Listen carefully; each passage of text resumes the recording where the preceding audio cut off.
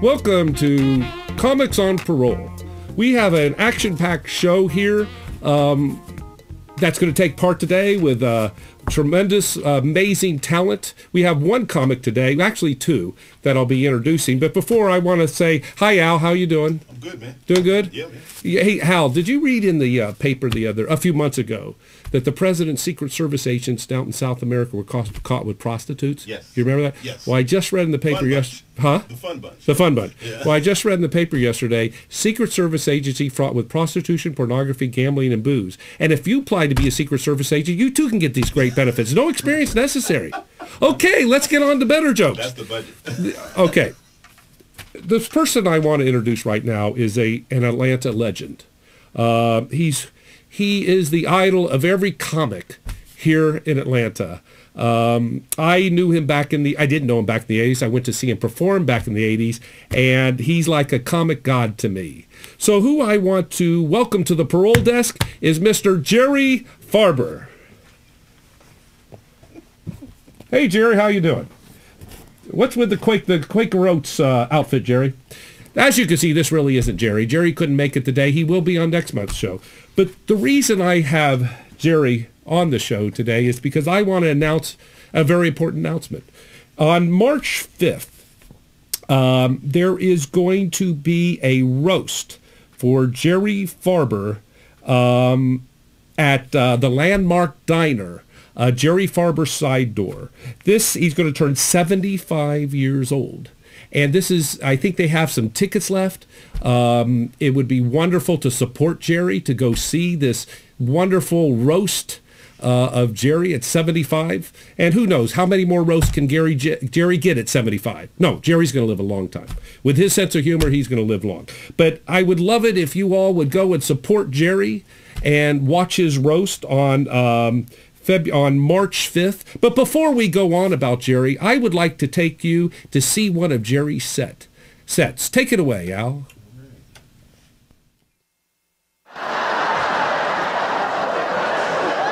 Listen, don't get mad at me. I got a 58 Chevy with 35 more payments on me out there.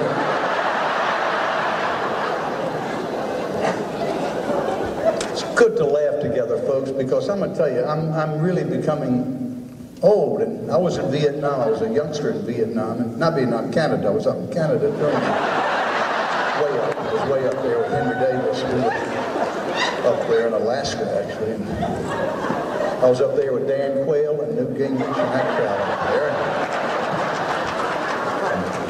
And Bill Clinton won the Yellow Heart 2 years in a row. Remember that? And the reason is I'm a member of two distinct minorities. I'm half Jewish and half Catholic, and that wasn't popular. Wasn't popular in the Jesse Helms part of North Carolina, which is all of North Carolina, basically. You know, I'd go to confession, being half Catholic, half Jewish. I'd say, "Bless me, Father, I've sinned, but these are my lawyers. I'd like you to meet my lawyers. Bernstein, Lipstein, Lipschitz, Kauschitz, Horschitz." Let me, for just a moment, brag. I only lost one match the first 3 years to a kid from Auburn.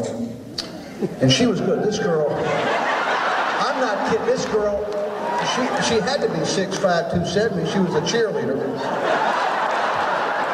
She's big. She was a double wide. They called her double wide. I love his wife, Gail. I've had 3 wives since I was here, and they weren't mine. None of them. They were my friends' wives. I'd rather have my friend. You might get beat up, but you won't lose your house. I'm not losing another. I lost 2 houses in my day. I'm not losing another house. That's it. I'm only here for a short time, and I'm serious. You all can't see that, but there's a wonderful-looking 23-year-old man right here, a youngster, and a little bit tentative. I just want to tell you that one day, as cute as you are, you're going to look just like that man right over here. Life will take you in the back alley and kick the you-know-what out. That's going to happen to all of us. And as cute as that young lady is with the red hair, you're going to look like Hillary Clinton one day. That's what's going to happen. That is what happens to be here. Because when you see a beautiful woman right here in her 30s with a man in his 60s, right here, you know he's got money. Right here. I'm sitting, and he's my best friend. But Johnny, this is not lust or passion. That's about $20 million of Coca-Cola stock right over there. I was lying on the sofa last night. My wife said, "You want to go upstairs and make love?" I said, "I can't do both. I'm not kidding." You know what I mean? You've been to my house. I got 8 steps. 8 steps, and I said, "Look, you know, we do it here or go up and watch Sound of Music or something." I'm like, "The hills are alive," but I'm not that much alive. I'm not. I'm tired. I'm a man. Let me sleep. You know, sex without love is empty. But, as this gentleman told me, as an empty experience goes. I mean, it's better than a root canal. Isn't it? What's better? I mean, if the good Lord comes to earth and she says, "Jerry, you got to have empty sex or a root canal." So help me, I'm not joking. I was in Alabama. Henry used to travel with me once in a while. We'd do some tours together, and there was a truck, had Tennessee tags, and one had Alabama tags. And they got to a place on the road, one had to let the other one go. And the guy from Alabama said, "What you got in that truck?" The guy said, "I got chickens." The guy from Alabama said, "Give me a chicken." The guy from Tennessee said, "No, I ain't gonna give you a chicken." The guy from Alabama said, "Well, if I guess how many you got, will you give me one?" The guy from Tennessee said, "I'll give you both of them. Guess how many you got." Major correction. There's a major correction. His roast is March 2nd. He's going to be on Comics on Parole March 5th. So on March 2nd, on a Saturday, there's going to be roast for Jerry Farber. You can find out about it at jerryfarbersidedoor.com. jerryfarbersidedoor.com. You can buy tickets or call Jerry at 404-414-6667. Hey, I've seen that phone number on a bathroom wall at the Brunswick Bowling Alley. Anyway, please go and support Jerry. It'll be a wonderful, wonderful show March 2nd. I think everyone will enjoy it. Let's take a small commercial break. Thank you now. Let's all go to the lobby. Let's all go to the lobby. Let's all go to the lobby to get ourselves a treat. Delicious things to eat.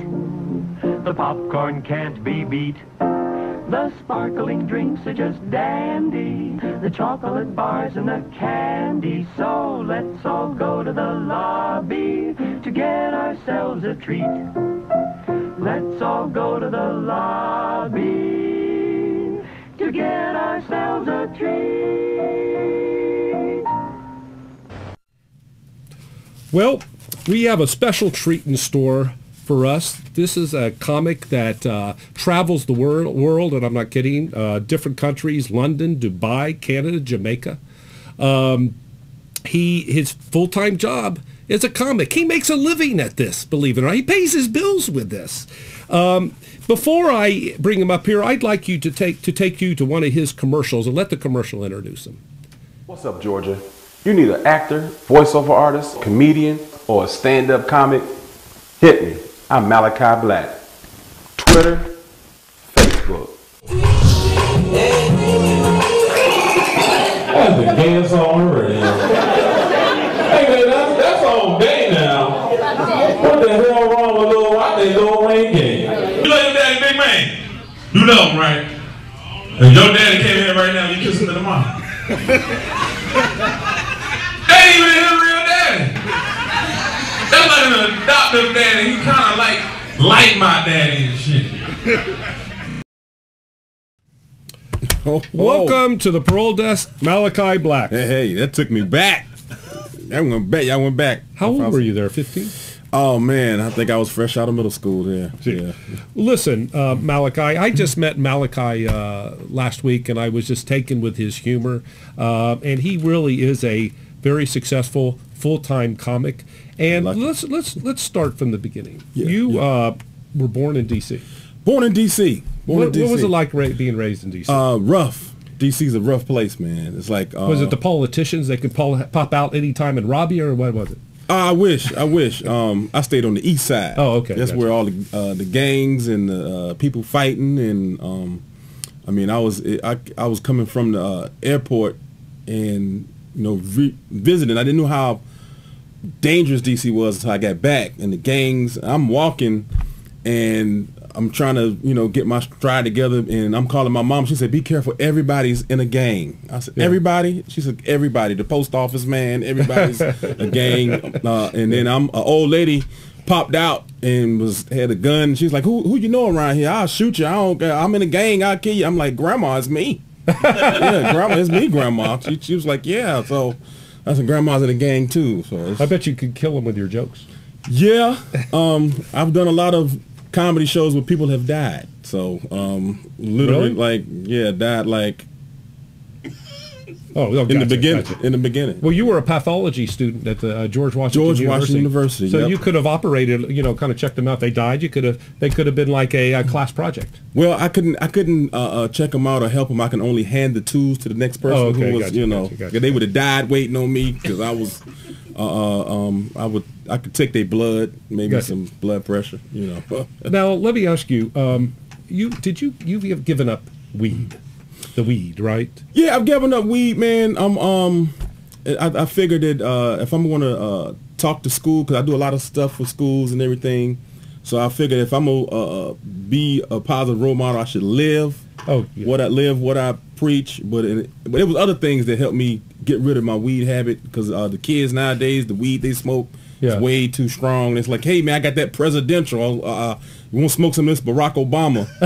And I spoke some Barack Obama, and went to work and did twice as much work as everybody else, and only got half the credit. So how long have you been smoking weed? Years. I'm from DC. It's not your growth, so I could tell. Yeah, yeah. Gotcha. You know. Now, you've been married 17 years. 17 years. Tell me about that. That doesn't mean I'm happy, but is she watching? I hope not. I just, I was like, hey baby, it's jokes. It's me. I'm joking, baby.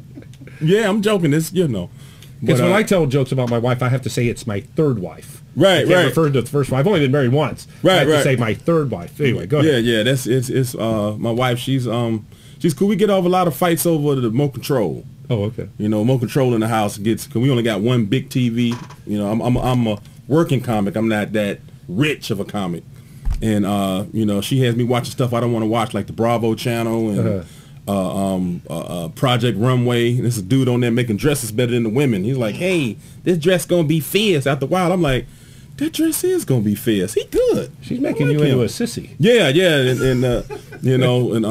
because when my friends come over, they're like, hey man, what you watching? I'm like, oh my god, I'm trying to change the channel. I was watching the game. It was a commercial. And the whole time I'm watching the game, I'm like, did that guy finish that dress?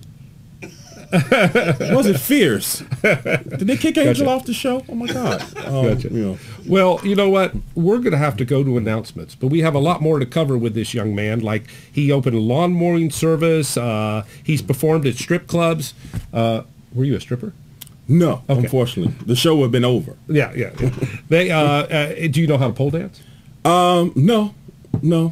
Okay, because I usually bring a pole dance on the show, and I do a pole dance, but I forgot it. It's in the shop. It's being fixed. If I danced on a pole, this show would get canceled. Okay. It would be no more. Look at our bellies. Let's compare our bellies. Yeah. Oh man. Look at these big bellies. This is the girth. Look at these big. Can we fit on the same screen? Oh my god. Anyway, okay. Right now, we're going to let Al take it to a commercial. Please stay tuned to see more of Malachi Blaque. Are we going to a commercial?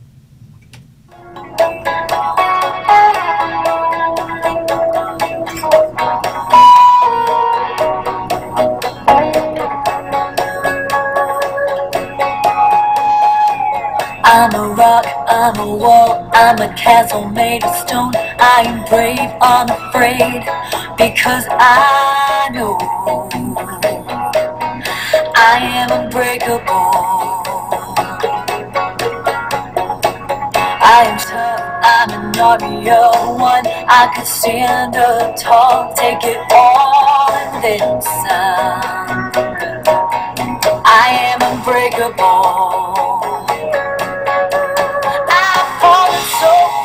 So deep in the dark, yeah, where nothing shines. With nothing left to lose, I found my way through to the side. I am unbreakable. I am unbreakable.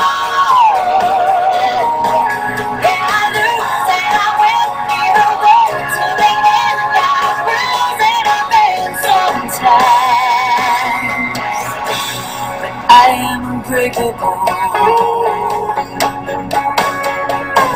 When the cracks in the ground try to swallow you in, when the rivers overfeed where to stand. Yeah, when the road up ahead stretches on and on and on, when I know that I'm right and the world is all wrong, I am unbreakable. No fate, I'll stare it in the face, 'cause I know that I am unbreakable. I am unbreakable. Yeah, I lose and I win, either way, till the end. I'm real that I've been so tired.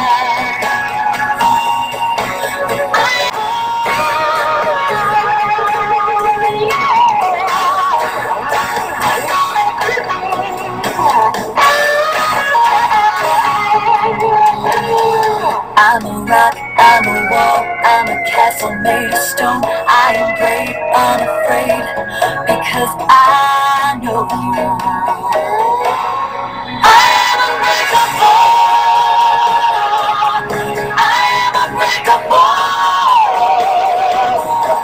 Yeah, I lose and I win, either way, till the end. I'm wrong and I miss sometimes, but I am unbreakable.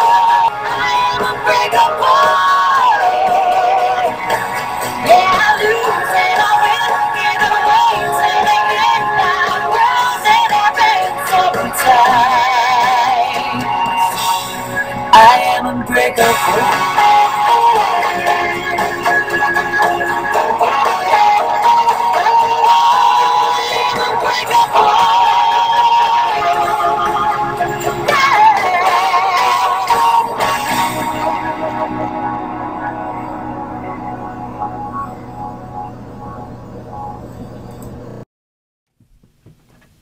Okay, we're back. My name is Dan Glazer with Comics on Parole, and we're here with Malachi Blaque. Malachi, there's something I wanted to ask you. Did you not at one time meet Chris Rock? Met Chris Rock, man. Met Chris Rock. I was at the Laugh Factory in L.A., and I'm mostly East Coast comic.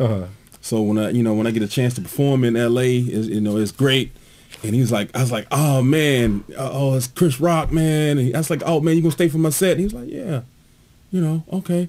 I was like, oh man, so I'm up there doing my best stuff. Everybody's laughing. It's like my second time being in LA, and I'm nervous, sweating, and I get to the back, and he comes in the back. I said, man, so Chris, how did I do? He was like, it was cool. And just walked. That was it. I immediately got on Twitter and Chris Rock thinks I'm cool. That's impressive. I am the man. That's impressive. Yeah. Impressive. Now, what was it like to perform in these different countries? It was different. It was different because I was performing for the troops, and anytime you get to do something for your country, you're not only honored and proud, but the trick is they make you seem like you're going to be the biggest star there, and then somebody else comes like Cedric Entertainer or something. Right. Oh, I'm not this. I thought I was going to be the star. Oh no! I hope you don't think you were famous enough to perform for the troops yourself. We have bigger comics that's going to be here, but it was a proud moment. They laugh, and the thing about the troops, man, they can't wait to laugh because nobody comes there. I mean, like when the next time you see, they haven't been in the States for like a year and a half, 2 years, so you're like the next Bill Cosby in their mind. They're like, as soon as you walk on stage, like yes. You performed in London. Yeah. And you got asked to be in a movie because they thought you were a big star here in the United States. Right. Yeah, I got in the movie Karma. It's an independent movie that's going to come out with TMD Productions. And then when they say, oh my goodness, he will be the next Denzel. Oh my goodness, I like him. Oh, I like him a lot. Oh, you are good. When we get to your country, you will be in that movie, and we will love it. It will be good. And then they got like when they got here and we going through the Walmart and we hanging out, it's like, oh my goodness, they stay away from you. They don't want to touch the next Denzel. I said, I'm not really that famous here. They said, oh no, you are the next Denzel. I see you. And I'm just going through, and it's weird. But we did the movie, man. It was great. It was hilarious. And you're in a movie with Ice-T, right? Actually, Ice Cube. Yeah. You got your drinks mixed up, you know. Ice Cube. Sorry, Ice Cube. Yeah, never happened again. Ice Cube. Ice-T. Yeah. Ice Cube. You're in a movie with Ice Cube. Yeah, man. I got a small part. Well, like they say, there's no small parts, only small actors, but it was a small part. I play a PE teacher. They came, they called me, and it was like a last minute thing. And one guy was supposed to be coming from LA, and they said, "Hey man, you can come, you could do, a small role." And I was like, I don't know. I'm the star of the last 2 movies. They said, "Well, we can call somebody else." I said, "I'll be there." But it was a speaking role? Yeah, small. I just had a couple of little lines with Kevin Hart. It's Kevin Hart, Ice Cube, John Leguizamo. It's their movie. It's a big thing, but I was honored, and it was a blessing just to be there. And because I've done movies and I've done independent movies, but I've never been asked to be a part of no big production. And I was talking all this junk when I was going, and I was telling my wife, I was like, "Yeah, you doubted me, baby. I'm gonna be the next big thing." And I'm walking, and me and my wife pulled up. She's like, "Oh my God!" I was like, "Yeah, baby, I'm scared." She's like, "You scared? I'm scared. You wanna go with me?" She's like, "I'll stay with you." Yeah. I was like, "Okay." So it was great getting to meet those guys, and it made me inspired to work hard and say, "Okay, maybe I can make it." Well, this is a good time to show you. Malachi has a TV show. It's not aired yet, but it's going to be on. Actually, it's which one? I don't know. Put it on, Al. Let's watch it, then we'll find out. It's in Atlanta. It's the show in Atlanta. Single in Atlanta. Oh, that's actually a movie. It's actually a movie. It's a movie. My apologies. Yeah, it's a movie. Yeah. Gosh, I'm messing my dates up and my movies up. Take it away, Al.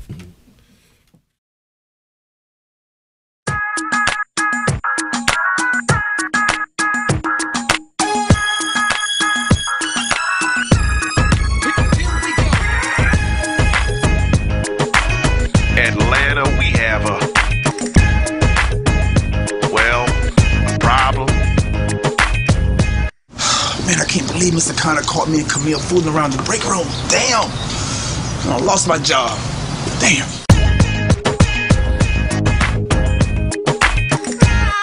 Got fired? You better get unfired. One of us needs a real job in this house. But nothing. I want all of my rent money. Come to 15, or both you jokers gonna be out on the street. We can win $5,000. Exactly, that's right. Only if you can last 10 minutes in the ring with Mama Boy Jones. And besides, Chase, man, used to wrestle back in the day, man. You were good. I know y'all don't think that that's Mama's Boy in the ring right now. If that's not Mama's Boy Jones, then who is Mama's Boy Jones? That's our son. That's Mama's Boy. Oh my God. There you go. Go get.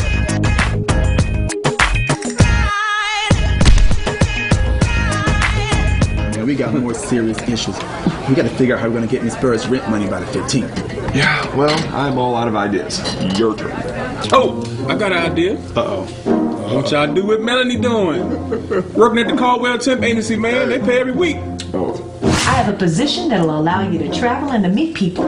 All right, that's what I'm talking about. So, like, we're going to get started. Oh, you can get started today. What is this? What is this job? It's called Pedro's Pirate Pizza.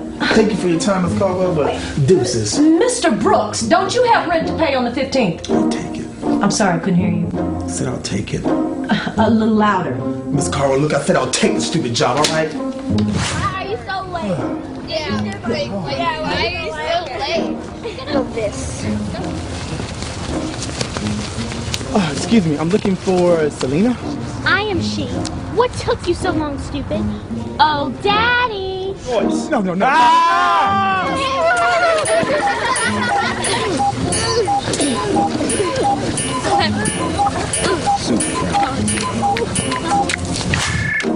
Hello? Oh, the pizza's here? Great. Send him on up.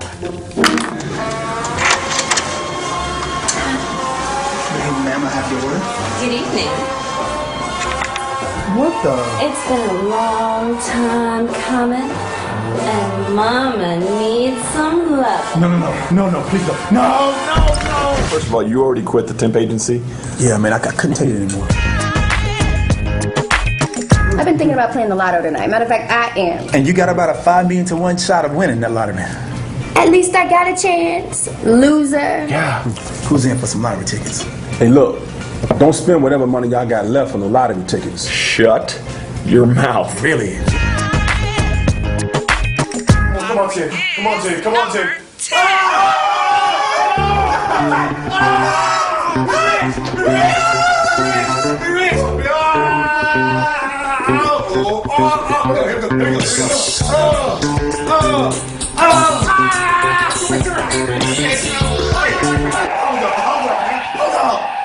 Miss Bird got the ticket.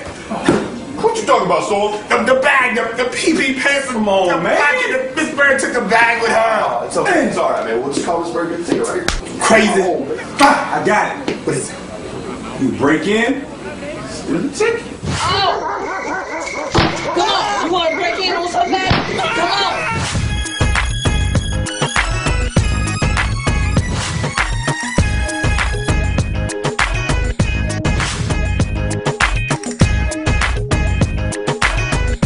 Melanie, you better not have no boy in there.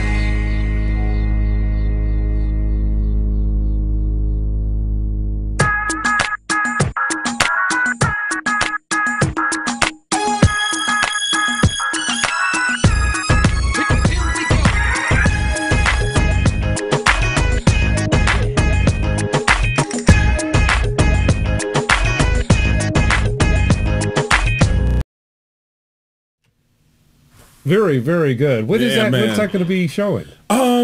It's coming soon, man. It's coming soon. They're working out all the details, man. Shout out to Michelangelo and Eugene Bussey, all the guys that worked on the movie and in the movie. Man, I had a ball, man. And some of these actors, they're work with Tyler Perry, and they've been on. It's singers. They work with Tyler Perry and work with a lot of people, man. I was actually that was actually my second time ever being in a movie. Yeah. And I was like, oh man, I hope I don't mess up. I hope I blend in, you know. Yeah. And man, we wound up having a good time, man. And this movie, you got to keep your clothes on. Yeah, Okay. I got to keep my Okay. yeah. So let's get on about your life. Did you at one time started a lawn service, correct? Yeah, I tried to start a lawn service, man, in Gwinnett County. Didn't know so many Mexicans there. Yeah. And man, you might as well do war on Mexico if you want to start a lawn service. Because they were like, hey man, I was cutting the grass and they was like, hey, what did he do? It means how much is he charging you? $50, and they'll go back and they'll negotiate. We would do it for $25. And then I would say, well, I'll do it for $25. What, $25? Then he'll go back. We will cut the yard for free. We will cut it for free. And I would need the money, you know. So I was like, ma'am, I'll cut it for free. You cut it for free? Oh my goodness. You're not gonna outbid a Mexican. Yeah. And then they'll go back and we will pay you to do the yard. We will pay you, ma'am. And at that moment I let them go ahead and do it. Yeah. Because it'd be my yard and they don't know it. And so they were talking to my wife the whole time. So I've been here longer, so you're not gonna fool me, you know. Now, you have a problem. You're not getting the groupies you want. You're not getting good groupies. Yeah, that's the thing. Comedy groupies, the people who like comedy are like the average. Like some of us are like reach the rock star status. Yeah. But I always get the groupies that remind me that I'm married. You know, it'd be the real fat girl like, hey, what you want to do after the show? Oh, girl, I'm married. Yes, I'm not going to do nothing with you. Matter of fact, my wife's in the car. I think, no, you ain't. You in St. Louis. You caught the plane. So, okay, no, just free me. But if she was 28, 15, 28, what would you say then? Cut the camera. We're gonna. Just Okay. Now, tell me, what is the difference between performing at a white club versus a black club? It's very different because I started out doing kind of both in Atlanta. Yeah. And it wasn't until I started traveling and then with the white clubs, man, you get to tell jokes, but in the black club, man, if you don't run your head through the wall, you are not funny.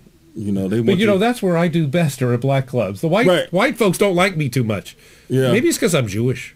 But the Black Cats, you ever go perform at Cats? Cats, yeah. Oh, wonderful, wonderful. Yeah. I love Cats. You probably I don't have the guts to do the urban, what is it? Uptown. Uptown. Yeah. Well, you know, if you do the black clubs, they probably think you the owner. So when you come in, they say, we're going to laugh at everything he says. Free drinks? No, free drinks. But you have to be very skilled to do Uptown. I mean, yeah, Uptown really is, you got to have your chops up to do Uptown. Yeah, I don't have my chops yet. And I love doing Uptown because it's, it makes you take a joke that you think was funny. And then while you up there doing that joke, you just strip it naked and do it raw. It just becomes a raw joke, and it just, you know. See, I'm very important to the comedy community because I make all the other comics look good. Yeah, so I feel I contribute. Right. So, and I appreciate you being on the show with me the other day. That made my job easy. I loved it. I was like, I need him opening it up for every show. This is great. Okay, now let's get a little edgy here. Do you perform at Atlanta strip clubs, or you just frequent Atlanta strip clubs? I'm a frequenter. Because Atlanta strip clubs, man, it's like almost like that's the only place where the strippers are bigger than the rappers. Yeah, you know, they come in limos and everything. In more than one way. Right. Malachi, I wish we could go on another half hour. This has been a lot of fun. I enjoyed it. Thank you so much. We'll have you on again, especially after your movie films with Ice-T, Ice Cube, Ice Cream. It doesn't matter. We're going to have you out here. Yeah, invite me. I might be too big, but you know. Thank you very much for tuning in to Comics on Parole. My name's Dan Glazer. This is Al. This is Malachi Blaque. Please tune in March 5th when Jerry Farber will be on the show. And March 2nd, go to his roast. Thank you. Yeah, Jerry Farber's been around. Also, special thanks to Al Burrows, Mimi Johnson, the Cosgrove family, Earl Hayes, Angie Martin, Dale Rhodes, and our network of friends. Become a sponsor. Call 904-229-8150 or email us at harmonybooking@hotmail.com. We'll see you next week on Keeping It Real with Dennis Aloya on harmonybooking.com or AmericanHeartsRadio.com. Thank you very much, and God bless.